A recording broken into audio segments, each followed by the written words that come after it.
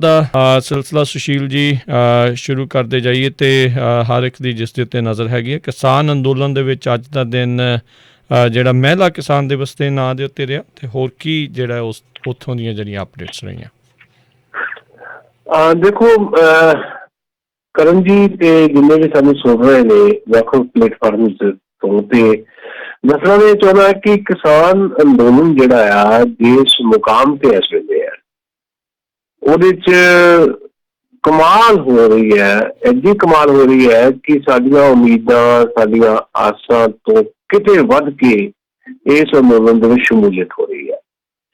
ਅੱਜ ਦਾ ਦਿਨ ਜਿਹੜਾ ਆ ਉਹ ਚਾਹੇ ਸਿੰਘੂ ਬਾਰਡਰ ਹੋਵੇ ਜਿੱਥੋਂ ਮੈਂ ਇਸ ਵੇਲੇ ਤੁਹਾਡੇ ਨਾਲ ਗੱਲ ਕਰ ਰਿਹਾ, ਜਾਂ ਉਹ ਟਿਕਰੀ ਬਾਰਡਰ ਹੋਵੇ, ਜਾਂ ਉਹ ਗਾਜ਼ੀਪੁਰ ਬਾਰਡਰ ਹੋਵੇ, ਜਾਂ ਪਲਵਲ ਚੌਕ ਹੋਵੇ, ਜਾਂ ਸ਼ਾਹਜਹਾਨਪੁਰ ਬਾਰਡਰ ਹੋਵੇ, ਹਰ ਥਾਂ ਦੇ ਉੱਤੇ ਅੱਜ ਮਹਿਲਾ ਕਿਸਾਨ ਦਿਵਸ ਦੇ ਤੌਰ ਤੇ ਅੱਜ ਦਾ ਦਿਨ ਮਨਾਇਆ ਗਿਆ। ਅੱਛਾ, ਮੈਂ ਇਹਦੇ 'ਚ ਹੋਰ ਗੱਲ ਤੁਹਾਨੂੰ ਸ਼ਾਮਿਲ ਕਰਦਾ ਉਹ ਇਹ ਹੈ ਵੀ ਇਹ ਨਹੀਂ ਕਿ ਜਿਹੜੇ ਇਹ ਬਾਰਡਰ ਮੈਂ ਗਿਣਾਏ ਆ ਇੱਥੇ ਹੀ ਔਰਤਾਂ ਆਈਆਂ ਬਹੁਤ ਵੱਡੀ ਤਾਦਾਦ ਦੇ ਵਿੱਚ। ਪੰਜਾਬ ਤੋਂ ਲੈ ਕੇ ਹਰਿਆਣੇ ਤੋਂ ਲੈ ਕੇ ਉੱਤਰ ਪ੍ਰਦੇਸ਼, ਉੱਤਰੀ ਭਾਰਤ ਦੀ ਜਿੰਨੇ ਵੀ ਸੂਬੇ ਜਿਹੜੇ ਆ ਦਿੱਲੀ ਨਾਲ ਲੱਗਦੇ ਆ, ਚਾਹੇ ਉੱਤਰਾਖੰਡ ਹੈ, ਚਾਹੇ ਰਾਜਸਥਾਨ ਆ, ਉੱਥੇ ਵੀ ਮੱਧ ਪ੍ਰਦੇਸ਼ ਵੀ, ਈਵਨ ਜਿਹੜੇ ਸਾਊਥ ਦੇ ਸੂਬੇ ਵੀ ਹੈ ਉਹਨਾਂ ਸੂਬਿਆਂ ਦੇ ਵਿੱਚ ਵੀ ਪਿੰਡ ਲੈਵਲ ਤੋਂ ਲੈ ਕੇ ਡਿਸਟ੍ਰਿਕਟ ਲੈਵਲ, ਸਟੇਟ ਲੈਵਲ ਤੱਕ ਜਿਹੜਾ ਆ ਅੱਜ ਮਹਿਲਾ ਕਿਸਾਨ ਦਿਵਸ ਮਨਾਇਆ ਗਿਆ ਤੇ ਹਜ਼ਾਰਾਂ ਲੱਖਾਂ ਦੀ ਗਿਣਤੀ ਵਿੱਚ ਔਰਤਾਂ ਜਿਹੜੀਆਂ ਅੱਜ ਇਸ ਅੰਦੋਲਨ ਦੇ ਵਿੱਚ ਸ਼ਾਮਲ ਹੋਈਆਂ। ਇਹ ਇਸ ਅੰਦੋਲਨ ਦੀ ਖੂਬਸੂਰਤੀ ਹੈ। ਮੈਂ ਅਕਸਰ ਕਹਿੰਦਾ ਕਿ ਜਿਹੜਾ ਇਹ ਕਿਸਾਨਾਂ ਦਾ ਅੰਦੋਲਨ ਹੈ ਜਿਹਦੀ ਅਗਵਾਈ ਪੰਜਾਬ ਦੇ ਹੱਥ ਹੈ ਤੇ ਜਿਹੜਾ ਹੁਣ ਦੇਸ਼ ਵਿਆਪੀ ਅੰਦੋਲਨ ਬਣ ਚੁੱਕਾ ਹੈ, ਇਸ ਅੰਦੋਲਨ ਦੇ ਹਜ਼ਾਰਾਂ ਰੰਗਾਂ ਚੋਂ ਸਭ ਤੋਂ ਖੂਬਸੂਰਤ ਰੰਗ ਇਹ ਹੈ ਵੀ ਇਹਦੇ 'ਚ ਹਰ ਵਰਗ ਸ਼ਾਮਲ ਹੈ, ਇਹਦੇ 'ਚ ਹਰ ਜ਼ਾਤ ਸ਼ਾਮਲ ਹੈ। ਇਹ 'ਚ ਕੋਈ ਇਲਾਕਾ ਨਹੀਂ ਹੈ ਵੀ ਇਹ ਜਿੱਦਾਂ ਪੇਸ਼ ਕੀਤਾ ਗਿਆ ਸੋ-ਕਾਲਡ ਨੈਸ਼ਨਲ ਮੀਡੀਆ ਵੱਲੋਂ ਵੀ ਖਬਰੇ ਪੰਜਾਬ ਦਾ ਅੰਦੋਲਨ ਹੈ। ਜਦੋਂ ਅੰਦੋਲਨ ਅੱਗੇ ਵਧਿਆ ਤੇ ਨੈਸ਼ਨਲ ਮੀਡੀਆ ਨੂੰ ਇਹ ਕਹਿਣਾ ਪਿਆ ਸੋ-ਕਾਲਡ ਨੈਸ਼ਨਲ ਮੀਡੀਆ ਮੈਂ ਕਹਿ ਰਿਹਾ ਕਿਉਂਕਿ ਉਹ ਨੈਸ਼ਨਲ ਮੀਡੀਆ ਤਾਂ ਹੈ ਹੀ ਨਹੀਂ, ਉਹ ਅਡਾਨੀਆਂ ਤੇ ਅਬਾਨੀਆਂ ਦੇ ਮੀਡੀਆ ਉਹਨਾਂ ਨੂੰ ਮਜਬੂਰ ਹੋਣਾ ਪਿਆ ਕਹਿਣ ਲਈ ਵੀ ਨਹੀਂ ਜੀ ਹਰਿਆਣੇ ਦੇ ਕਿਸਾਨ ਵੀ ਸ਼ਾਮਲ ਹੈ। ਹਾਲੇ ਵੀ ਉਹਨਾਂ ਦੀ ਜ਼ੁਬਾਨ ਨੂੰ ਤਾਲਾ ਲੱਗ ਜਾਂਦਾ ਹੈ ਕਹਿੰਦਿਆਂ ਵੀ ਇਸ ਅੰਦੋਲਨ ਦੇ ਵਿੱਚ ਯੂਪੀ ਵੀ ਸ਼ਾਮਲ ਹੈ, ਇਸ ਅੰਦੋਲਨ ਦੇ ਵਿੱਚ ਰਾਜਸਥਾਨ ਵੀ ਸ਼ਾਮਲ ਹੈ, ਹਾਲੇ ਵੀ ਇਹ ਗੱਲਾਂ ਨਹੀਂ ਕਹਿੰਦੇ। ਸੋ ਇਸ ਅੰਦੋਲਨ ਦੀ ਖੂਬਸੂਰਤੀ ਦਾ ਸਭ ਤੋਂ ਵੱਡਾ ਹਿੱਸਾ ਇਹ ਹੈ ਵੀ ਇਹ 'ਚ ਕੋਈ ਇਲਾਕਾ ਨਹੀਂ ਹੈ ਵੀ ਖਾਸ ਇਲਾਕੇ ਦਾ ਅੰਦੋਲਨ ਹੈ, ਕੋਈ ਜਾਤ ਨਹੀਂ ਹੈ, ਕੋਈ ਧਰਮ ਨਹੀਂ ਹੈ, ਕੋਈ ਫਿਰਕਾ ਨਹੀਂ ਹੈ, ਕੋਈ ਜੈਂਡਰ ਨਹੀਂ ਹੈ। ਜੈਂਡਰ ਨੇ ਇਸ ਕਰਕੇ ਕਿਹਾ ਵੀ ਅੱਜ ਅਸੀਂ ਔਰਤਾਂ ਦਾ ਜਿਹੜਾ ਕਿਸਾਨ ਅੰਦੋਲਨ ਦਾ ਦਿਨ ਸੀ ਉਹਦੇ ਬਾਰੇ ਚਰਚਾ ਕਰ ਰਹੇ ਹਾਂ। ਸੋ ਅੱਜ ਸਿੰਘੂ ਬਾਰਡਰ ਦੀ ਮੁੱਖ ਸਟੇਜ ਜਿਹੜੀ ਹੈ ਉਹ ਅੱਜ ਔਰਤਾਂ ਨੇ ਚਲਾਈ ਹੈ। ਕੋਈ ਬੁਲਾਰਾ ਉੱਥੇ ਮਰਦ ਬੁਲਾਰਾ ਨਹੀਂ ਬੋਲਿਆ ਤੇ ਇਹ ਗੱਲ ਸਾਬਤ ਕੀਤੀ ਉਹਨਾਂ ਨੇ ਬੋਲਦਿਆਂ ਹੋਇਆ, ਵੱਖ-ਵੱਖ ਬੁਲਾਰਿਆਂ ਨੇ ਇਹ ਪ੍ਰਮਾਣਿਤ ਕੀਤੀ ਗੱਲ ਵੀ ਇਹ ਅੰਦੋਲਨ ਕਿਸੇ ਇੱਕ ਦਾ ਨਹੀਂ ਹੈ, ਇਹ ਅੰਦੋਲਨ ਆਮ ਜਨ ਦਾ ਹੈ। ਇਸ ਤੋਂ ਵੱਡੀ ਪ੍ਰਾਪਤੀ ਕੀ ਹੋ ਸਕਦੀ ਹੈ। ਮੈਂ ਦੇਖ ਰਿਹਾ ਸੀ ਸ਼ਾਇਦ ਪੰਜਾਬੀ ਰੇਡੀਓ USA ਦੇ YouTube ਚੈਨਲ ਤੋਂ ਵੀਡੀਓ ਵੀ ਚੱਲੀ ਹੋਈ ਜਿਹੜੀ ਅਸੀਂ ਭੇਜੀ ਸੀ, ਜਿਹੜੀਆਂ ਬੱਚੀਆਂ ਸਾਡੀਆਂ ਯੂਨੀਵਰਸਿਟੀਆਂ ਤੋਂ ਗਈਆਂ, ਯੂਨੀਵਰਸਿਟੀਆਂ ਤੋਂ ਬੱਸਾਂ ਲੈ ਕੇ ਬੱਚੀਆਂ ਗਈਆਂ, ਉਹਨਾਂ ਬੱਚਿਆਂ ਨੇ ਜਿਹੜੇ ਇੱਕ ਲੋਕ ਬੋਲੀਆਂ ਗਾਈਆਂ ਉਹਦੇ 'ਚ ਉਹ ਕਹਿ ਰਹੇ ਆ ਵੀ ਆਹ ਵੀ ਟੁੱਟਦਾ ਦੇਖ ਲਿਆ, ਆਹ ਵੀ ਟੁੱਟਦਾ ਦੇਖ ਲਿਆ, ਇੱਕ ਹੈਂਕੜ ਟੁੱਟਦੀ ਵੀ ਦੇਖ ਲਓ। ਉਹ ਜਿਹੜੀ ਹੈਂਕੜ ਹੈ ਇਸ ਹਕੂਮਤ ਦੀ, ਉਸ ਨੂੰ ਤੋੜਨ ਦਾ ਜੋ ਸਲੋਗਨ ਸਾਡੇ ਬੱਚੇ ਦੇ ਰਹੇ ਆ, ਨਵੇਂ ਬੱਚੇ ਦੇ ਰਹੇ ਆ, ਬੱਚੀਆਂ ਦੇ ਰਹੀਆਂ, ਇਹ ਇਸ ਅੰਦੋਲਨ ਦੀ ਜਿਹੜੀ ਕਾਮਯਾਬੀ ਦੀ ਇੱਕ ਪੂਰੀ ਦੀ ਪੂਰੀ ਸ਼ਿਲਾਲੇਖ ਜਿਹਨੂੰ ਤੁਸੀਂ ਕਹਿ ਸਕਦੇ ਹੋ। ਇਸ ਅੰਦੋਲਨ ਦੀ ਕਾਮਯਾਬੀ ਦਾ ਇੱਕ ਮੀਲ ਪੱਥਰ ਜਿਹੜਾ ਆ ਅੱਜ ਕਿਸਾਨ ਮਹਿਲਾ ਅੰਦੋਲਨ ਦੇ ਨਾਂ ਦੇ ਉੱਤੇ ਰੱਖ ਦਿੱਤਾ ਗਿਆ। ਬੜੀਆਂ ਗੱਲਾਂ ਨੇ, ਹੋਰ ਬਹੁਤ ਸਾਰੀਆਂ ਗੱਲਾਂ ਆਪਾਂ ਕਰਾਂਗੇ, ਤੁਸੀਂ ਸਵਾਲ ਕਰੋਗੇ ਤਾਂ ਮੈਂ ਜਵਾਬ ਦਊਂਗਾ। ਅਲਟੀਮੇਟਲੀ ਮੈਂ ਗੱਲ ਕਹਿਣੀ ਚਾਹੁੰਦਾ ਵੀ ਜੋ ਮਰਜ਼ੀ ਹੋ ਜਾਏ, ਇਸ ਅੰਦੋਲਨ ਨੇ ਦੁਨੀਆ ਨੂੰ ਇਹ ਦਿਖਾ ਦਿੱਤਾ ਹੈ ਵੀ ਲੜਿਆ ਕਿੱਦਾਂ ਜਾਂਦਾ ਹੈ, ਲੜਾਈ ਦੇ ਤੌਰ ਤਰੀਕੇ ਕੀ ਹੁੰਦੇ ਆ। ਮਤਲਬ 55 ਦਿਨ ਹੋ ਗਏ ਬਾਰਡਰਾਂ ਤੇ ਬੈਠੇ ਆ ਕਿਸਾਨ, ਲੱਖਾਂ ਕਿਸਾਨ, ਇੱਕ ਵੀ ਝੀਟ ਨਹੀਂ ਕਿਸੇ ਦੇ ਵੱਜੀ, ਨਾ ਕੋਈ ਸਰਕਾਰੀ ਪ੍ਰਾਪਰਟੀ ਦਾ ਨੁਕਸਾਨ ਹੋਇਆ। ਉਹਦੇ ਬਾਵਜੂਦ ਇਸ ਅੰਦੋਲਨ ਨੂੰ ਬਦਨਾਮ ਕਰਨ ਦੀਆਂ ਸਾਜ਼ਿਸ਼ਾਂ ਜਿਹੜੀਆਂ ਹਰ ਰੋਜ਼ ਰਚੀਆਂ ਜਾ ਰਹੀਆਂ, ਫਿਰ ਵੀ ਇਸ ਅੰਦੋਲਨ ਦੀ ਸਫਲਤਾ ਆ ਵੀ ਅੱਜ ਲੱਖਾਂ ਔਰਤਾਂ ਜਿਹੜੀਆਂ ਆ, ਜੇ ਸਾਰੇ ਦੇਸ਼ ਦਾ ਆਪਾਂ ਨਕਸ਼ਾ ਜੇ ਦੇਖੀਏ, ਇਸ ਅੰਦੋਲਨ ਸ਼ਾਮਲ ਹੋਈਆਂ, ਚਾਹੇ ਉਹ ਪਿੰਡ 'ਚ ਬੈਠੀਆਂ, ਚਾਹੇ ਸ਼ਹਿਰ 'ਚ ਬੈਠੀਆਂ, ਚਾਹੇ ਉਹ ਬਾਰਡਰਾਂ ਤੇ ਆਈਆਂ। ਦੂਜੀ ਗੱਲ ਮੈਂ ਤੁਹਾਨੂੰ ਦੱਸਦਾ, ਜਿਹੜੀ ਮੇਰੇ ਕੋਲ ਜਾਣਕਾਰੀ ਹੈ ਵੀ ਅੱਜ ਘੱਟੋ ਘੱਟ ਪੰਜਾਬ ਦੀ ਜੇ ਮੈਂ ਗੱਲ ਕਰਾਂ, ਕੱਲ ਤੋਂ ਤੁਰੀਆਂ ਬੱਸਾਂ, ਇਹ ਨਹੀਂ ਅੱਜ ਤੁਰੀਆਂ, ਅੱਜ ਤਾਂ ਮਹਿਲਾ ਕਿਸਾਨ ਦਿਵਸ ਮਨਾਇਆ ਗਿਆ ਨਾ ਬਾਰਡਰਾਂ ਤੇ, ਕੱਲ ਤੋਂ ਬੱਸਾਂ ਜਿਹੜੀਆਂ ਤੁਰੀਆਂ, ਮੇਰੇ ਕੋਲ ਜਿਹੜੀ ਗਿਣਤੀ ਹੈ ਉਹ 3000 ਬੱਸਾਂ ਦੀ ਹੈ ਵੀ 3000 ਸਾਡੀਆਂ ਔਰਤਾਂ ਦੀਆਂ ਬੱਸਾਂ ਜਿਹੜੀਆਂ ਅੱਜ ਇਸ ਅੰਦੋਲਨ 'ਚ ਆ ਕੇ ਬਾਰਡਰਾਂ ਤੇ ਬੈਠੀਆਂ। ਸੋ ਮੈਂ ਸਮਝਦਾ ਵੀ ਇਹ ਅੰਦੋਲਨ ਜਿਹੜਾ ਆ ਬਹੁਤ ਵੱਡਾ ਮੁਕਾਮ ਹਾਸਿਲ ਕਰ ਚੁੱਕਾ ਹੈ ਤੇ ਇਸ ਅੰਦੋਲਨ ਦੇ ਵਿੱਚ ਹਰ ਜ਼ਾਤ, ਹਰ ਫਿਰਕੇ, ਹਰ ਇਲਾਕੇ, ਹਰ ਜੈਂਡਰ, ਹਰ ਉਸ ਆਮ ਬੰਦੇ ਦੀ ਸ਼ਮੂਲੀਅਤ ਹੋ ਗਈ ਹੈ, ਜਿਹੜਾ ਬੰਦਾ ਇਹ ਸਮਝਦਾ ਹੈ ਕਿ ਇਹ ਜਿਹੜਾ 3 ਖੇਤੀ ਕਾਨੂੰਨ ਲਿਆਂਦੇ ਗਏ ਆ, ਇਹ ਕੇਵਲ ਕਿਸਾਨਾਂ ਦੇ ਖਿਲਾਫ ਨਹੀਂ ਹੈ, ਇਹ ਸਾਡੀ ਹੋਂਦ ਤੇ ਹਮਲਾ ਹੈ। ਸੋ ਇਸ ਕਰਕੇ ਇਹ ਲੜਾਈ ਜਿੱਤਣ ਵੱਲ ਵੱਧ ਰਹੀ ਹੈ। ਜੀ ਜੀ ਜੀ ਸੁਸ਼ੀਲ ਜੀ, ਅਗਲੀ ਗੱਲ ਕਰੀਏ ਹੁਣ ਜਿਹੜਾ 26 ਜਨਵਰੀ ਦੇ ਜਿਹੜਾ ਟਰੈਕਟਰ ਮਾਰਚ ਸੀ, ਉਸ ਦੇ ਉੱਤੇ ਸੁਪਰੀਮ ਕੋਰਟ ਨੇ ਇਹ ਕਿਹਾ ਆ ਵੀ ਦਿੱਲੀ ਪੁਲਿਸ ਹੁਣ ਤੈਅ ਕਰੇ ਕੀ ਕਰਨਾ ਆ। 20 ਜਨਵਰੀ ਨੂੰ ਫਿਰ ਹੋਊਗੀ ਸੁਣਵਾਈ। ਹੁਣ ਦਿੱਲੀ ਪੁਲਿਸ ਤਾਂ ਡਾਇਰੈਕਟਲੀ ਕੇਂਦਰ ਦੇ ਅੰਦਰ ਹੀ ਆ। ਦੇਖੋ ਗੱਲ ਇਹ ਆ, 26 ਜਨਵਰੀ ਦਾ ਟਰੈਕਟਰ ਮਾਰਚ, ਉਸ ਤੋਂ ਪਹਿਲਾਂ 19 ਜਨਵਰੀ ਦੀ ਇੱਕ ਮੀਟਿੰਗ ਵੀ ਹੈ। ਤੁਹਾਨੂੰ ਪਤਾ ਗਵਰਨਮੈਂਟ ਨੇ ਜਿਹੜੀ ਕਿਸਾਨ ਜਥੇਬੰਦੀਆਂ ਦੇ ਆਗੂਆਂ ਨਾਲ ਮੀਟਿੰਗ ਕਾਲ ਕੀਤੀ ਹੋਈ ਹੈ, ਉਹ 'ਚ ਜਾਣਗੇ ਕਿਸਾਨ ਆਗੂ, ਉਹ 'ਚ ਵੀ ਗੱਲ ਰੱਖਣਗੇ। ਪਰ ਜਿਹੜੀ ਸੁਪਰੀਮ ਕੋਰਟ ਦੀ ਜਿਹੜੀ ਅੱਜ ਦੀ ਜਿਹੜੀ ਗੱਲ ਹੈ, ਇਹ ਦਰਸਾਉਂਦੀ ਹੈ ਵੀ ਭਾਵੇਂ ਸੁਪਰੀਮ ਕੋਰਟ ਦੇ ਉੱਤੇ ਇੱਕ ਪ੍ਰੈਸ਼ਰ ਹੈ ਸਾਡੀ ਹਕੂਮਤ ਦਾ, ਜਿਹੜਾ ਪਿਛਲੀ ਜਿਹੜੀ ਡਾਇਰੈਕਸ਼ਨ ਜਾਂ ਪਿਛਲਾ ਜਿਹੜਾ ਹੁਕਮ ਸੀ ਸੁਪਰੀਮ ਕੋਰਟ ਦਾ ਜਿਸ ਕਿਸਮ ਦਾ ਸੀ ਵੀ ਠੀਕ ਹੈ ਅਸੀਂ ਇਹਨਾਂ ਕਾਨੂੰਨਾਂ ਦੇ ਅਮਲ ਤੇ ਕੁਝ ਸਮੇਂ ਲਈ ਰੋਕ ਲਾ ਦਿੰਦੇ ਹਾਂ ਤੇ ਤੁਸੀਂ ਕਮੇਟੀ ਇੱਕ ਬਣਾਤੀ 4 ਮੈਂਬਰਾਂ ਦੀ, ਜਿਸ 'ਚ ਇੱਕ ਭੁਪਿੰਦਰ ਸਿੰਘ ਮਾਨ ਜਿਹੜਾ ਕਮੇਟੀ ਤੋਂ ਰਿਜ਼ਾਈਨ ਕਰ ਗਿਆ, ਉਹ ਵੀ ਖੂਹ ਖਾਤੇ ਪੈਣ ਵਾਲੀ ਗੱਲ ਹੋ ਗਈ। ਤੇ ਉਦੋਂ ਅਸੀਂ ਇਹ ਕਹਿ ਰਹੇ ਸੀ ਤੇ ਹੁਣ ਵੀ ਕਹਿੰਦੇ ਆ ਵੀ ਸੁਪਰੀਮ ਕੋਰਟ ਜਿਹੜਾ ਬਾਰੀ ਕੋਹੀ ਦੀਵਾ ਜਗਦਾ ਸੀ, ਉਹਦੇ ਤੇ ਵੀ ਕਿਤੇ ਨਾ ਕਿਤੇ ਇੱਕ ਅਸਰ ਜਿਹੜਾ ਆ ਹਕੂਮਤੀ ਦਿਖਾਈ ਦੇ ਰਿਹਾ। ਪਰ ਲੋਕਾਂ ਦਾ ਵੀ ਤਾਂ ਇੱਕ ਅਸਰ ਹੁੰਦਾ ਹੈ ਨਾ, ਲੋਕਾਂ ਦਾ ਪ੍ਰੈਸ਼ਰ ਵੀ ਤਾਂ ਹੁੰਦਾ ਨਾ। ਇਸੇ ਕਰਕੇ ਸੁਪਰੀਮ ਕੋਰਟ ਜਿਹੜੀ ਹੈ ਉਹ ਸ਼ਾਇਦ ਪੂਰੀ ਤਰ੍ਹਾਂ ਸਰਕਾਰ ਦੇ ਪੱਖ ਦੇ ਵਿੱਚ ਜਿਹੜਾ ਆ ਖੁੱਲ੍ਹ ਕੇ, ਵੈਸੇ ਤਾਂ ਪਿਛਲੀ ਜਿਹੜੀ ਉਹਨਾਂ ਦੀ ਜੋ ਉਹਨਾਂ ਨੇ ਡਿਸੀਜਨ ਦਿੱਤਾ ਉਹ ਖੁੱਲ੍ਹ ਕੇ ਸਰਕਾਰ ਦੇ ਪੱਖ 'ਚ ਹੈ, ਪਰ ਇਸ ਮਸਲੇ ਤੇ ਵੀ 26 ਜਨਵਰੀ ਦੀ ਪਰੇਡ ਹੋਵੇ ਜਾਂ ਨਾ ਹੋਵੇ, ਇਸ ਮਸਲੇ ਤੇ ਖੁੱਲ੍ਹ ਕੇ ਇਸ ਕਰਕੇ ਵੀ ਸੁਪਰੀਮ ਕੋਰਟ ਬੋਲ ਪਾਈ ਕਿਉਂਕਿ ਇੱਕ ਲੋਕਾਂ ਦਾ ਬਹੁਤ ਵੱਡਾ ਪ੍ਰੈਸ਼ਰ ਬਿਲਡ ਹੋ ਗਿਆ। ਸੁਪਰੀਮ ਕੋਰਟ ਨੇ ਇਹ ਗੱਲ ਕਹੀ ਹੈ ਵੀ ਇਹ ਮਸਲਾ ਲਾਅ ਐਂਡ ਆਰਡਰ ਦਾ ਹੈ, ਕਾਨੂੰਨ ਤੇ ਵਿਵਸਥਾ ਦਾ ਮਸਲਾ ਆ ਤੇ ਪੁਲਿਸ ਦਾ ਮਸਲਾ, ਅਸੀਂ ਇਹ ਕੀ ਕਰਨਾ। ਉਹਦੇ ਬਾਵਜੂਦ ਵੀ ਸੁਪਰੀਮ ਕੋਰਟ ਨੇ ਇਹ ਗੱਲ ਕਹਿਤੀ ਵੀ 20 ਤਰੀਕ ਨੂੰ ਫਿਰ ਆਪਾਂ ਸੁਣਵਾਈ ਕਰਾਂਗੇ। ਪਰ ਇੱਕ ਗੱਲ ਸਾਫ਼ ਕਰਤੀ ਹੈ ਸੁਪਰੀਮ ਕੋਰਟ ਨੇ ਵੀ ਅਸੀਂ ਜਿਹੜੇ ਜਨ ਅੰਦੋਲਨ ਹੈ, ਜਿਹਦੇ ਬਾਰੇ ਸੁਪਰੀਮ ਕੋਰਟ ਪਹਿਲਾਂ ਵੀ ਕਹਿ ਚੁੱਕੀ ਹੈ, ਜਿਹੜੇ ਅਮਨ ਅਮਾਨ ਨਾਲ ਚੱਲਦੇ ਆ, ਸ਼ਾਂਤੀਪੂਰਵਕ ਚੱਲਦੇ ਆ, ਜਿੱਥੇ ਕੋਈ ਵਾਇਲੈਂਸ ਨਹੀਂ ਹੁੰਦੀ, ਉਹਨੂੰ ਰੋਕਣ ਦਾ ਮਤਲਬ ਹੀ ਕੋਈ ਨਹੀਂ। ਇਹ ਸੁਪਰੀਮ ਕੋਰਟ ਨੇ ਪਹਿਲਾਂ ਵੀ ਕਿਹਾ ਸੀ, ਅੱਜ ਦਾ ਡਿਸੀਜਨ ਜਿਹੜਾ ਉਹਨਾਂ ਨੇ ਲਿਆ ਉਹ 'ਚ ਵੀ ਦਿਖਾਈ ਦੇ ਰਿਹਾ ਕਿਉਂਕਿ ਕਿਸਾਨ ਆਗੂਆਂ ਨੇ ਵੀ ਬੜਾ ਸਪਸ਼ਟ ਕਰ ਦਿੱਤਾ ਵੀ ਅਸੀਂ ਤਾਂ ਕੋਈ ਨਹੀਂ। ਜਦਕਿ ਦਿੱਲੀ ਪੁਲਿਸ ਨੇ ਪਟੀਸ਼ਨ ਆਈ ਸੀ ਸੁਪਰੀਮ ਕੋਰਟ 'ਚ ਵੀ ਰੋਕੋ ਤੁਸੀਂ 26 ਜਨਵਰੀ ਵਾਲਾ ਕਿਸਾਨਾਂ ਦਾ ਟਰੈਕਟਰ ਮਾਰਚ। ਪੁਲਿਸ ਨੇ ਤਰਕ ਕੀ ਦਿੱਤੇ, ਪੁਲਿਸ ਨੇ ਲੌਜਿਕ ਕੀ ਦਿੱਤੇ? ਲੌਜਿਕ ਇਹ ਦਿੱਤੇ ਵੀ ਜੇ ਕਿਸਾਨ ਆਉਂਦੇ ਆ ਜੀ 26 ਜਨਵਰੀ ਦੀ ਜਿਹੜੀ ਸਰਕਾਰੀ ਪਰੇਡ ਆ ਉਹ ਡਿਸਟਰਬ ਹੋ ਸਕਦੀ ਹੈ, ਜੇ ਕਿਸਾਨ ਆਉਂਦੇ ਆ ਸਾਡੀ ਜਿਹੜੀ ਲਾਅ ਐਂਡ ਆਰਡਰ ਦੀ ਹਾਲਤ ਵਿਗੜ ਸਕਦੀ ਹੈ, ਦੁਨੀਆ ਭਰ ਦੇ ਵਿੱਚ ਸਾਡੀ ਬਦਨਾਮੀ ਹੋਊਗੀ। ਇਹ ਲੌਜਿਕ ਦਿੱਤੇ ਪੁਲਿਸ ਨੇ ਅਦਾਲਤ ਵਿੱਚ।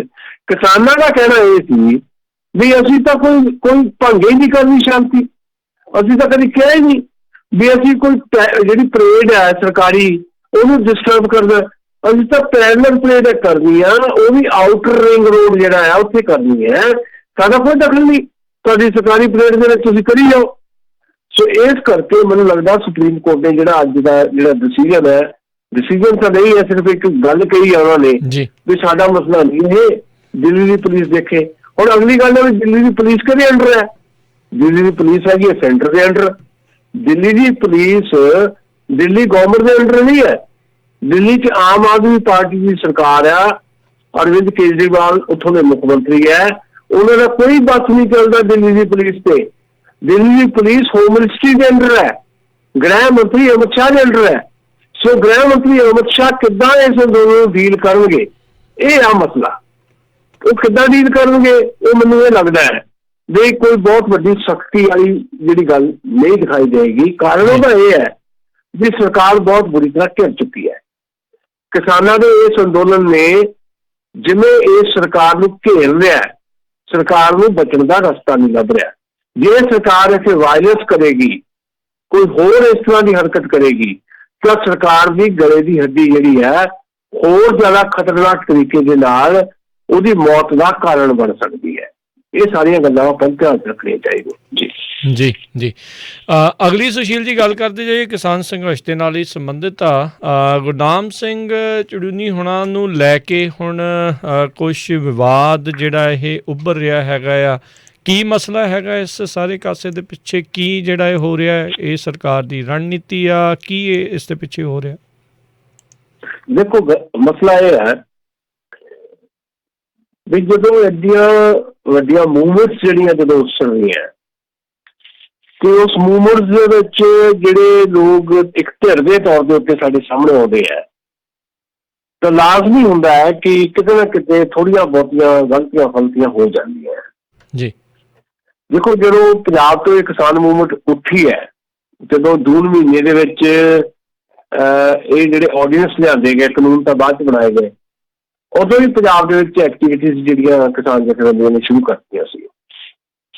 ਪਹਿਲਾਂ 8 ਕਿਸਾਨ ਜਥੇਬੰਦੀਆਂ ਰਲ ਕੇ ਇੱਕ ਇਹਦਾ ਕਾਨੂੰਨਾਂ ਤੋਂ ਪਹਿਲਾਂ ਹੀ 8 ਕਿਸਾਨ ਜਥੇਬੰਦੀਆਂ ਜਿਹੜੀਆਂ ਪੰਜਾਬ ਦੀਆਂ ਕਿਸਾਨਾਂ ਦੀਆਂ ਜਿਹੜੇ ਪ੍ਰੋਬਲਮਸ ਹੈ, ਚਾਹੇ ਉਹ ਸਟੇਟ ਲੈਵਲ ਤੇ ਉਹਨਾਂ ਨੂੰ ਫੇਸ ਕਰਨਾ ਪੈਂਦਾ ਸੀ ਜਾਂ ਨੈਸ਼ਨਲ ਲੈਵਲ ਤੇ, ਉਹ ਲੜ ਰਹੀਆਂ ਸੀ 8 ਕਿਸਾਨ ਜਥੇਬੰਦੀਆਂ।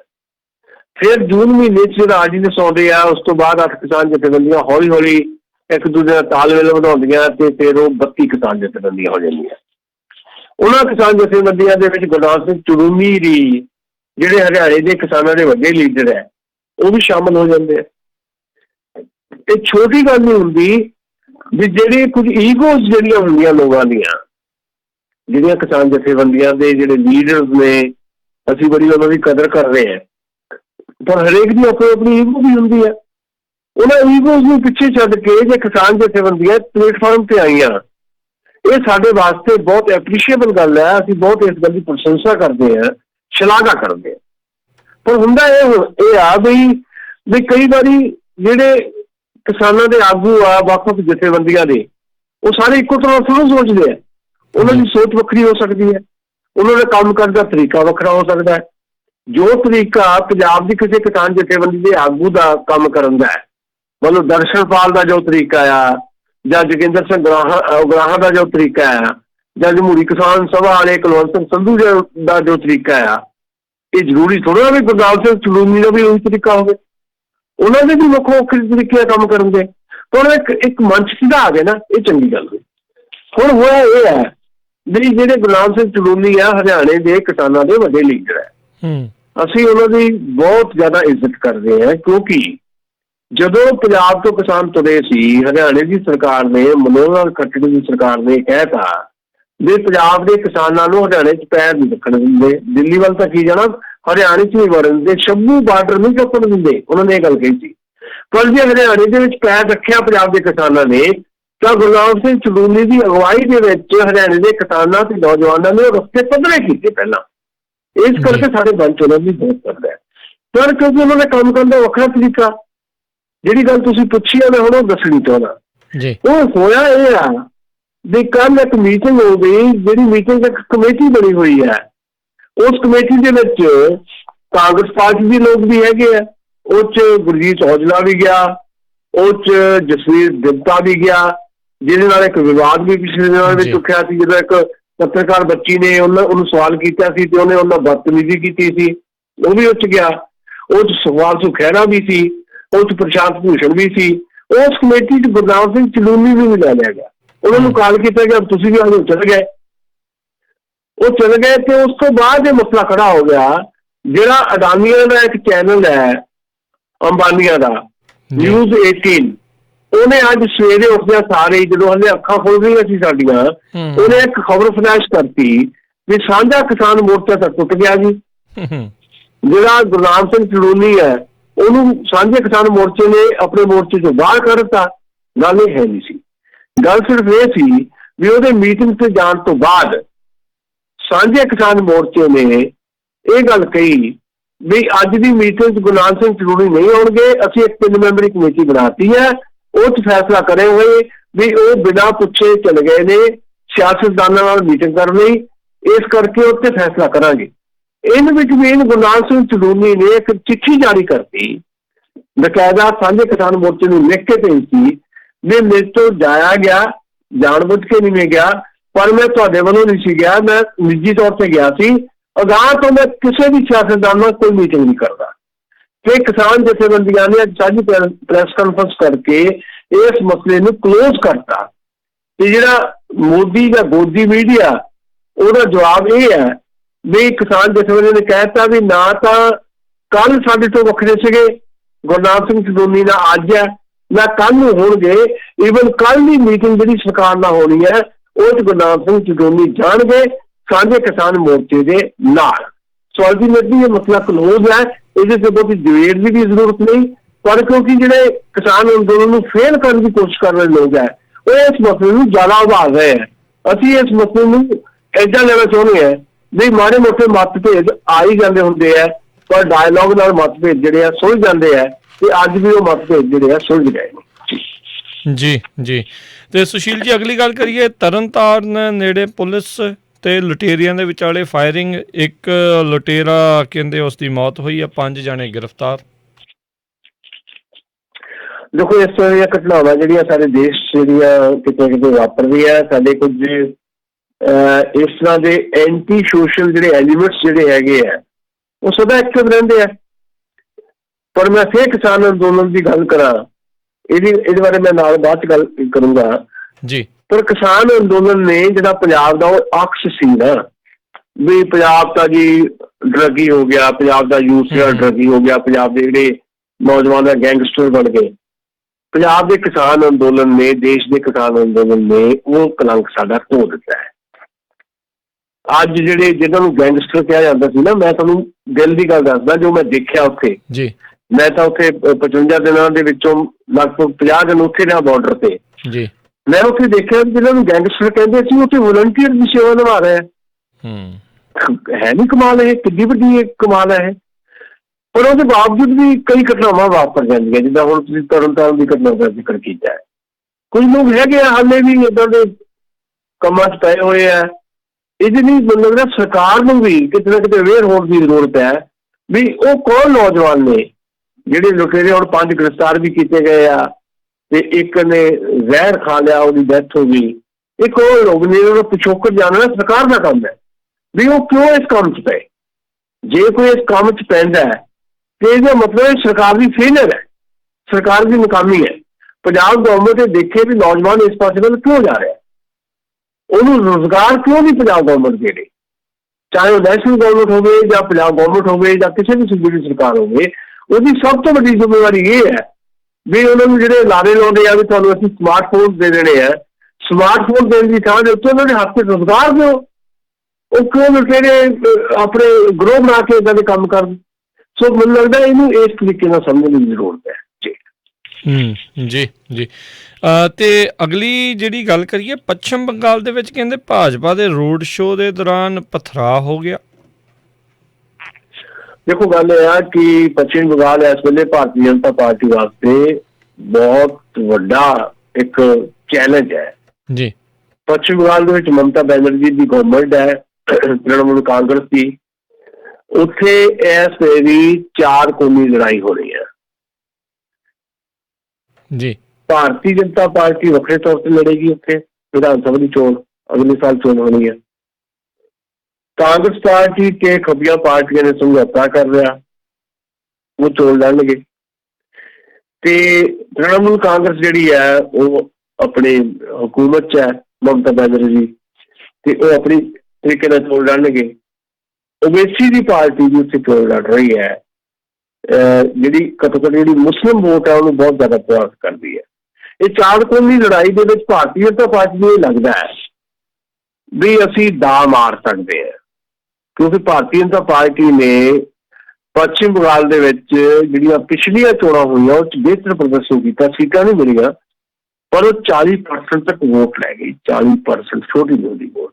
ਉਹਨੂੰ ਲੱਗਦਾ ਵੀ ਓਵੈਸੀ ਦੀ ਪਾਰਟੀ ਜਿਹੜੀ ਹੈ, ਜੇ ਉਹ ਮੁਸਲਿਮ ਵੋਟ ਵੱਧ ਜਾਏਗੀ, ਮੁਸਲਿਮ ਵੋਟ ਜਿਹੜੀ ਆ ਉਹ ਤੋੜ ਲਏਗੀ ਕਾਂਗਰਸ ਤੋਂ, ਕਮਿਊਨਿਸਟਾਂ ਤੋਂ ਤੇ ਤ੍ਰਿਣਮੂਲ ਕਾਂਗਰਸ ਤੋਂ, ਤਾਂ ਉਹਦਾ ਲਾਭ ਸਾਨੂੰ ਮਿਲ ਜਾਊਗਾ। ਇਸ ਕਰਕੇ ਵੱਧ ਤੋਂ ਵੱਧ ਕੋਸ਼ਿਸ਼ ਕਰ ਰਹੀ ਹੈ ਵੀ ਪੱਛਮੀ ਬੰਗਾਲ ਦੇ ਵਿੱਚ ਦਖਲ ਦਿੱਤਾ ਜਾਏ, ਤੇ ਖਾਸ ਤੌਰ ਦੇ ਉੱਤੇ ਜਿਹੜਾ ਆ ਬੰਗਲਾਦੇਸ਼ੀਆਂ ਦਾ ਮਸਲਾ ਉਭਾਰਨ ਦੀ ਉਹ ਕੋਸ਼ਿਸ਼ ਕਰਦੀ ਹੈ, ਘੁਸਪੈਠੀਆਂ ਦਾ ਮਸਲਾ, ਉਹਦੇ 'ਚ ਵੀ ਫਿਰ ਯਾਤਰਾਵਾਂ ਕੱਢ ਰਹੀ ਹੈ। ਤੇ ਜਿਹੜੀ ਉੱਥੋਂ ਦੀ ਹਕੂਮਤੀ ਪਾਰਟੀ ਹੈ ਤ੍ਰਿਣਮੂਲ ਕਾਂਗਰਸ, ਲਾਜ਼ਮੀ ਤੌਰ ਦੇ ਉੱਤੇ ਫਿਰ ਉਹਦੇ ਨਾਲ ਟਕਰਾਅ ਤਾਂ ਹੋਣਾ ਹੀ ਹੈ।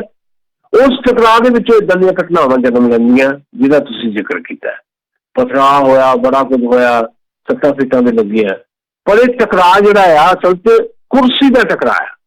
ਕੁਰਸੀ ਕਿੱਦਾਂ ਹਾਸਲ ਕਰਨੀ ਹੈ, ਉਹ ਤੇ ਨਹੀਂ ਕਿ ਭਾਰਤੀ ਜਨਤਾ ਪਾਰਟੀ ਦੇ ਕਾਫਲੇ ਦੇ ਪਥਰਾਅ ਹੋ ਗਿਆ, ਤ੍ਰਿਣਮੂਲ ਕਾਂਗਰਸ ਦੇ ਜਿਹੜੇ ਵਰਕਰ ਆ ਉਹਨਾਂ ਨੇ ਕਰਤਾ, ਦੋਨੋਂ ਪਾਸੇ ਤੋਂ ਹੋ ਰਿਹਾ। ਦੋਨੋਂ ਦੇ ਵਿੱਚ ਇੱਕ ਸਟਰਗਲ ਹੈ ਵੀ ਅਸੀਂ ਕੁਰਸੀ ਕਿੱਦਾਂ ਹਾਸਲ ਕਰਨੀ ਹੈ। ਮਮਤਾ ਬੈਨਰਜੀ ਦੀ ਸਟਰਗਲ ਇਹ ਹੈ ਵੀ ਕੁਰਸੀ ਬਚਾਉਣੀ ਕਿੱਦਾਂ, ਬੀਜੇਪੀ ਦੀ ਸਟਰਗਲ ਇਹ ਹੈ ਵੀ ਮੈਂ ਕੁਰਸੀ ਹਾਸਲ ਕਿੱਦਾਂ ਕਰਨੀ ਹੈ, ਤੇ ਉਧਰ ਕਮਿਊਨਿਸਟ ਤੇ ਜਿਹੜੇ ਕਾਂਗਰਸ ਵਾਲੇ ਆ ਉਹ ਆਪਣੇ ਤਰੀਕੇ ਨਾਲ ਲੜਾਈ ਲੜ ਰਹੇ ਆ। ਸੋ ਅਲਟੀਮੇਟਲੀ ਬੜੀ ਦਿਲਚਸਪ ਦੀ ਲੜਾਈ ਬਣੀ ਹੋਈ ਹੈ, ਪਰ ਇਹਦੇ ਵਿੱਚ ਲੋਕਾਂ ਦੀ ਭਲਾਈ ਕਿਤੇ ਨਹੀਂ ਹੈਗੀ। ਲੋਕਾਂ ਦੀ ਭਲਾਈ ਨਾ ਮਮਤਾ ਕੋ ਆ, ਨਾ ਤ੍ਰਿਣਮੂਲ ਕਾਂਗਰਸ ਜਾਂ ਆਪਣੀ ਬੀਜੇਪੀ ਕੋ ਆ, ਤੇ ਨਾ ਹੀ ਕਾਂਗਰਸ ਦੇ ਕੋਲ ਹੈ। ਤੇ ਕਮਿਊਨਿਸਟ ਪਾਰਟੀਆਂ ਨੇ ਕਾਂਗਰਸ ਨਾਲ ਜਿਹੜਾ ਸਮਝੌਤਾ ਕੀਤਾ ਉਹਦੇ ਤੋਂ ਇਹ ਵੀ ਸਾਬਤ ਹੋ ਗਿਆ ਵੀ ਲੋਕਾਂ ਦੀ ਭਲਾਈ ਦਾ ਪ੍ਰੋਗਰਾਮ ਉਹਨਾਂ ਦੇ ਕੋਲ ਵੀ ਹੈ ਨਹੀਂ ਪੱਛਮੀ ਬੰਗਾਲ ਦੇ। ਸੋ ਇਸ ਕਰਕੇ ਲੋਕ ਉੱਥੇ ਜਿਹੜੇ ਆ ਉਹ ਕਾਫੀ ਅਜੀਬ ਜਿਹੀ ਸਿਚੁਏਸ਼ਨ 'ਚ ਹੈ, ਕਿਹਨੂੰ ਵੋਟ ਕਰਦੇ ਕਿਹਨੂੰ ਨਹੀਂ ਕਰਦੇ ਇਹਦਾ ਭਵਿੱਖ ਦੱਸੇਗਾ, ਪਰ ਹਾਲਾਤ ਉੱਥੇ ਜਿਹੜੇ ਆ ਉਹ ਬਹੁਤ ਟੈਂਸ ਜਿਹੜੇ ਆ ਕੁਰਸੀ ਦੇ ਯੁੱਧ ਨੇ ਬਣਾ ਦਿੱਤੇ ਜੀ। ਸੁਸ਼ੀਲ ਜੀ, ਰਵਿੰਦਰਨਾਥ ਟੈਗੋਰ ਵਾਂਗੂ ਹੁਣ ਆਪਣੀ ਸ਼ਕਲ ਬਣਾ ਕੇ ਪ੍ਰਧਾਨ ਮੰਤਰੀ ਉੱਥੇ ਜਿਹੜਾ ਉਹਨਾਂ ਨੇ ਵਿਚਰਨਾ ਆ ਤੇ ਉਹ ਟਰਾਈ ਜਿਹੜੀ ਕਰ ਰਹੇ ਆ, ਉੱਦਾਂ ਸਥਿਤੀ ਹੈ ਵੀ ਭਾਜਪਾ ਇਹ ਸੂਬਾ ਲੈ ਕੇ ਜਾ ਸਕਦੀ ਹੈ? ਦੇਖੋ ਉਹਦੇ 'ਚ ਯਾਰ ਮੈਂ ਬਹੁਤ ਜ਼ਿੰਮੇਵਾਰੀ ਨਾਲ ਇਹ ਗੱਲ ਕਹਿਣੀ ਚਾਹੁੰਦਾ ਵੀ ਹਾਲਾਤ ਜਿਸ ਕਿਸਮ ਦੇ ਉੱਥੇ ਬਣੇ ਹੋਏ ਆ, ਮਮਤਾ ਬੈਨਰਜੀ ਦੀ ਜਿੱਦਾਂ ਪਾਰਟੀ ਉੱਥੇ ਟੁੱਟ ਰਹੀ ਹੈ, ਬਹੁਤ ਸਾਰੇ ਜਿਹੜੇ ਆ ਮਮਤਾ ਬੈਨਰਜੀ ਦੇ ਜਿਹੜੇ MLAs ਜਿਹੜੇ ਆ ਉਹ ਤੋੜ ਕੇ ਬੀਜੇਪੀ ਆਪਣੇ ਕੋਲ ਲਿਜਾ ਚੁੱਕੀ ਹੈ। ਸੋ ਬੀਜੇਪੀ ਨੇ ਧੰਨਬਲ ਦੀ ਵਰਤੋਂ ਕਰਨੀ ਹੈ, ਬੀਜੇਪੀ EVMs ਦੀ ਵੀ ਵਰਤੋਂ ਕਰਦੀ ਹੈ, ਕਿਸ ਢੰਗ ਨਾਲ ਕਰਦੀ ਹੈ। ਮੈਂ ਅਕਸਰ ਇਹ ਕਹਿੰਦਾ ਰਿਹਾ ਕਿ EVMs ਦੇ ਉੱਤੇ ਬਹੁਤ ਵੱਡੀ ਗੜਬੜ ਬਹੁਤੀ ਵੱਡੇ ਲੈਵਲ 'ਤੇ ਨਹੀਂ ਹੋ ਸਕਦੀ, ਪਰ ਜਿਸ ਤਰੀਕੇ ਦੇ ਨਾਲ ਪਿਛਲੇ ਕੁਝ ਸਮੇਂ ਤੋਂ ਸਾਰੀਆਂ ਚੀਜ਼ਾਂ ਮੈਨੇਜ ਕੀਤੀਆਂ ਗਈਆਂ ਤਾਂ ਇਲੈਕਟ੍ਰੋਨਿਕ ਵੋਟਿੰਗ ਮਸ਼ੀਨਾਂ ਦੇ ਉੱਤੇ ਵੀ ਕੁਐਸਚਨ ਮਾਰਕ ਹੈ। ਜਦੋਂ ਵਿਕਸਿਤ ਮੁਲਕ ਜਿਹੜੇ ਆ ਉਹ ਇਲੈਕਟ੍ਰੋਨਿਕ ਵੋਟਿੰਗ ਮਸ਼ੀਨਾਂ ਦਾ ਜਿਹੜਾ ਖਹਿੜਾ ਛੱਡ ਚੁੱਕੇ ਹੈ ਤੇ ਅਸੀਂ ਉਹਨੂੰ ਫੜ ਕੇ ਬੈਠ ਗਏ ਹੈ। ਸੋ ਇੱਕ ਮੰਗ ਇਹ ਵੀ ਉੱਠ ਰਹੀ ਹੈ ਵੀ ਜਿਹੜੀ ਬੈਲਟ ਪੇਪਰ ਦੇ ਉੱਤੇ ਇਲੈਕਸ਼ਨ ਹੋਣੀ ਚਾਹੀਦੀ ਹੈ। ਪਰ ਜੇ ਸਾਰਾ ਕੁਝ ਏਦਾਂ ਹੁੰਦਾ ਜਿੱਦਾਂ ਬੀਜੇਪੀ ਪਲਾਨ ਕਰ ਰਹੀ ਹੈ, ਜਿੱਦਾਂ ਬੀਜੇਪੀ ਅਸਲ ਦੇ ਵਿੱਚ ਹੁਣ ਕਿਸੇ ਵੇਲੇ ਸਿਧਾਂਤਕ ਪਾਰਟੀ ਹੁੰਦੀ ਸੀ, ਬੀਜੇਪੀ ਇਸ ਵੇਲੇ ਸਿਧਾਂਤਕ ਪਾਰਟੀ ਨਹੀਂ ਹੈ, ਉਹ ਇਸ ਵੇਲੇ ਮੈਨੇਜਿੰਗ ਪਾਰਟੀ ਹੈ, ਮਤਲਬ ਮੈਨੇਜ ਕਰਦੀ ਹੈ ਚੀਜ਼ਾਂ ਨੂੰ। ਚੋਣਾਂ ਇਸ ਵੇਲੇ ਮੈਨੇਜਿੰਗ ਦਾ ਪਾਰਟ ਹੋ ਗਿਆ, ਮਤਲਬ ਇਲੈਕਸ਼ਨ ਲਈ ਜੇ ਤੁਸੀਂ ਆਪਣਾ ਮੁੱਦੇ ਦੇਣ ਦੀ ਥਾਂ ਦੇ ਉੱਤੇ ਇਲੈਕਸ਼ਨ ਮੈਨੇਜਰ ਜਿਹੜੇ ਲੈ ਕੇ ਆਉਂਦੇ ਆ ਤਾਂ ਮਤਲਬ ਹੈ ਤੁਸੀਂ ਲੋਕਾਂ ਦੇ ਮੁੱਦਿਆਂ ਤੇ ਨਹੀਂ ਲੜ ਰਹੇ, ਲੋਕਾਂ ਨੂੰ ਮੈਨੇਜ ਕਰ ਰਹੇ ਹੋ। ਸੋ ਬੀਜੇਪੀ ਜਿਹੜੀ ਇਲੈਕਸ਼ਨ ਨੂੰ ਮੈਨੇਜ ਕਰਨ ਦੀ ਜਿਹੜੀ ਮਸ਼ੀਨਰੀ ਹੈ ਉਹਨੂੰ ਬਹੁਤ ਬਿਹਤਰ ਤਰੀਕੇ ਨਾਲ ਵਰਤਦੀ ਹੈ। ਤੇ ਇਸ ਕਰਕੇ ਮੈਨੂੰ ਥੋੜ੍ਹਾ ਜਿਹਾ ਖਤਰਾ ਇਹ ਲੱਗਦਾ ਹੈ ਵੀ ਬਰਾਬਰ ਦਾ ਮੁਕਾਬਲਾ ਉੱਥੇ ਹੋ ਸਕਦਾ ਹੈ।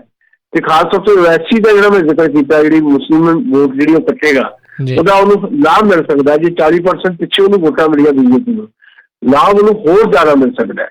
ਪਰ ਫਿਰ ਵੀ ਉੱਥੇ ਤ੍ਰਿਣਮੂਲ ਕਾਂਗਰਸ ਦੀ ਇੱਕ ਵੱਡੀ ਤਾਕਤ ਹੈ। ਲੈਫਟ ਤੇ ਕਾਂਗਰਸ ਪਾਰਟੀ ਜਿਹੜੀ ਹੈ ਉਹਨਾਂ ਦੀ ਸਾਂਝ ਜਿਹੜੀ ਹੈ ਉਹ ਬਹੁਤ ਪਿੱਛੇ ਰਹਿ ਚੁੱਕੇ ਹੈ। ਉਹਨਾਂ ਦੀ ਸਾਂਝ ਜਿਹੜੀ ਹੈ ਉਹ ਵੀ ਬੀਜੇਪੀ ਨੂੰ ਵੀ ਸਪੋਰਟ ਕਰੇਗੀ ਇੱਕ ਕਿਸਮ ਦੀ, ਕਿਉਂਕਿ ਜਿਹੜੀ ਤ੍ਰਿਣਮੂਲ ਕਾਂਗਰਸ ਦੀ ਵੋਟ ਕੱਟੀ ਜਾਏਗੀ ਇਸ ਹਿਸਾਬ ਦੇ ਨਾਲ ਤੇ ਉਹ ਬੀਜੇਪੀ ਨੂੰ ਲਾਭ ਦੇ ਸਕਦੀ ਹੈ। ਪਰ ਮੈਂ ਦਾਅਵਾ ਨਹੀਂ ਕਰ ਸਕਦਾ ਵੀ ਇਹ ਹੋਣ ਵਾਲਾ ਹੈ। ਪਰ ਜਿਹੜੀ ਤੁਸੀਂ ਰਵਿੰਦਰਨਾਥ ਟੈਗੋਰ ਦੀ ਗੱਲ ਕੀਤੀ ਹੈ, ਉਹ ਉਹਨਾਂ ਨੇ ਜ਼ਰੂਰ ਇਹ ਟ੍ਰਿਕ ਵਰਤਿਆ ਹੈ, ਕਿਉਂਕਿ ਨੌਟੰਕੀ ਵਾਸਤੇ ਹੈਗੇ ਆ ਸਾਡੇ ਪ੍ਰਧਾਨ ਮੰਤਰੀ, ਉਹਨਾਂ ਨੇ ਦਾੜੀ ਇਸੇ ਕਰਕੇ ਵਧਾਈ ਹੈ। ਅਸਲ ਦੇ ਵਿੱਚ ਦਾੜੀ ਵਧਾਉਣ ਦਾ ਮਤਲਬ ਇਹ ਹੈ ਵੀ ਬੰਗਾਲ ਦੇ ਵਿੱਚ ਮੈਂ ਏਦਾਂ ਪੇਸ਼ ਹੋਵਾਂ, ਕਿਉਂਕਿ ਇੱਕ ਆਈਕੋਨ ਨੇ ਰਵਿੰਦਰਨਾਥ ਟੈਗੋਰ, ਤੇ ਬੰਗਾਲ 'ਚ ਏਦਾਂ ਪੇਸ਼ ਹੋ ਕੇ ਸ਼ਾਇਦ ਆਮ ਬੰਗਾਲੀ ਨੂੰ ਭਰਵਾਉਣ ਦੀ ਕੋਸ਼ਿਸ਼ ਕਰ ਰਹੇ ਹੈ।